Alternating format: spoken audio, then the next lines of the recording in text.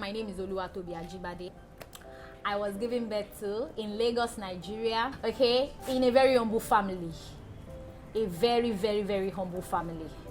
To say I know the meaning of poverty as far back as when I was 4 or 5 years, when children are still running around their parents, mommy, daddy, I want this, and they get everything they want at a very young age. I know the meaning of marginalization, so to speak. I know the difference between myself and some other of my mates in class. And how do I know it?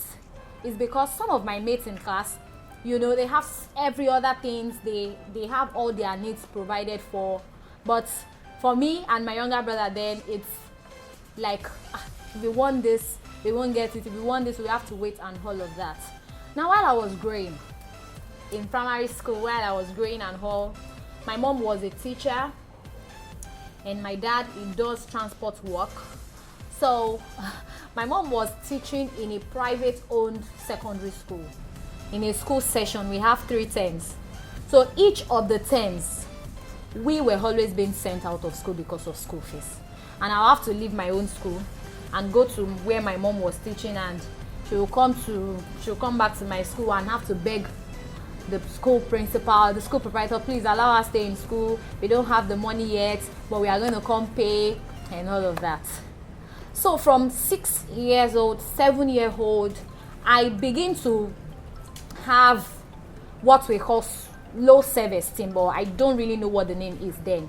But I know I cannot really move with my peers. But then I was very brilliant. All of my results in primary school, first in class, second in class, third in class, most responsible, I remember days in class when I'll pick my pen and start to write on my palm. You feel I'm calculating something. No, I wasn't. I was writing the depths that I hold in class. I'll be calculating it on the palm of my hands and I'll total it. I remember the day I totaled all I was doing in school, and it was like 685 naira. It was a whole lot of money then. That was around 1997. When I was in secondary school, my mom had gotten a government job, and it was a government teaching job, but it was better. We're getting food, we're getting, things were moving. There's sometimes we had issues in the house too, paying of house rent and all of that, but things were moving and it was fine. My mom died January 25th, 2007. It was supposed to be okay now that my mom has gotten a government job, fine. Even if we can't raise the bulk of the money for me to go to school, I can at least lean on whatever my mom is earning. These government workers, the way they do, get cooperative funds and all of that. And it seemed as if everything came crumbling. Okay, where am I going to get the money from? My dad really he wanted to give the money, and all of that, but it wasn't just forthcoming.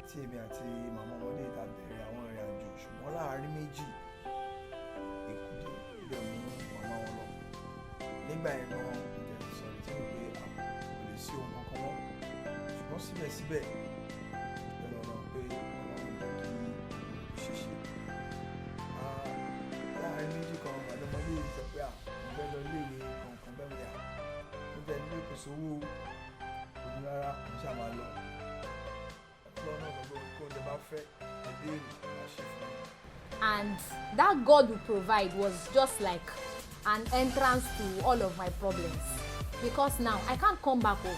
I've gained admission. I can't bring my things back to the house. I can't go elsewhere, and I'm a Christian. I can't sell my body for money. I can't beg. I was just thinking, okay, I've said God will provide. God, you now have to provide. But it was really a 5 year of tough work for me. I really wanted to be educated. Even though my family background is not something that speak of we had to be educated, so to speak, but it is my own determination that I'm going to be educated. I'll go to school. I'll finish every of the stages of schooling that I have to pass through. There was a time in school I will not forget. I'd paid for 100 level school fees, but I had not paid for 200 level school fees. And examination time was at the corner. So I will not forget that day. It was in 2010. So I was in the room, had called everybody, had sent message to everybody. Money was not coming forth. So I just devised in my heart that today, I made a decision that I was not going to sleep for money, but today I'm going to sleep for money. Today I'm going to become a prostitute. I'm not even going to sleep with boys on campus. I'm going to town. I'm leaving the school environment and I'm going to town to look for a sugar daddy. I was raised from a conservative family. So I had plans. I was going to borrow maybe wig, borrow, maybe some sexy clothes. I was in English department, so if I had to for clothes, maybe you would have thought I wanted to use it for drama presentation in class. So that was my plan. That once it is like maybe 8 o'clock or 9 o'clock, I'll go to Fajri. Where prostitutes arrange themselves and wait for guys or men to pick them up. So in my plan, when a man comes around to pick me up, I'll follow him. Then when we get into the hotel room, I'm going to bring out my file, my admission letter, all the money that I'm owing. I'm going to bring them out and say, sir, it's not that I'm a prostitute. I'm just looking for money to pay my school fees. So that was my plan. So in my head, I was thinking, okay, maybe the man will say, okay, take and all of that. So I would say the Holy Spirit that loved me so much just ministered into my heart and say, what if you had all of this planned out? And the man now said, I am not also a prostitute. I have my wife at home. He even shows you the wife picture and all of his family and all of that. And he just says, he also needs someone to use as money ritual. Like the two of you are looking for money. You are looking for money. He is looking for someone to use to make ritual. So what will you do?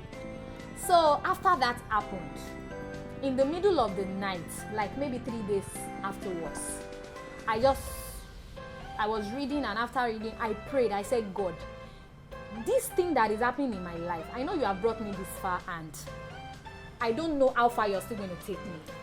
But all of these things, I don't have money, I've experienced poverty, the real sense of it. Because I remember the time that in my house, we would buy Costa biscuits. That's 5. My dad, my mom, and all of us, we pick it 1-1. We drink water and go and sleep. There are days that we don't even eat to sleep. So I had to pray that midnight and say, God, if this thing is going to keep going like this, what do you want to make out of my life? Because this story must not just keep going like this. What do you want to make out of my life?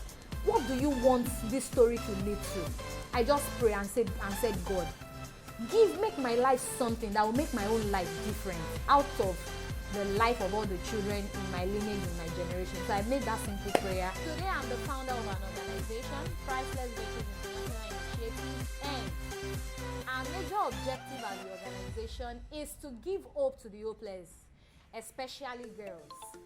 Girls that cannot go to school because of poverty, girls that cannot stay in school because they've lost one of their parents, girls that don't even have meanings to life because of their background. We have some of those children in our school here, and since she enrolled them here, she has never defaulted in paying their fees, their books, every necessary material. We currently have 7 girls on the full scholarship scheme. These are girls that have been out of school, not because they want to, but because there is no fund for them to stay in school. We have them in the primary school, we have them in the secondary school, and we have them in the tertiary institutions.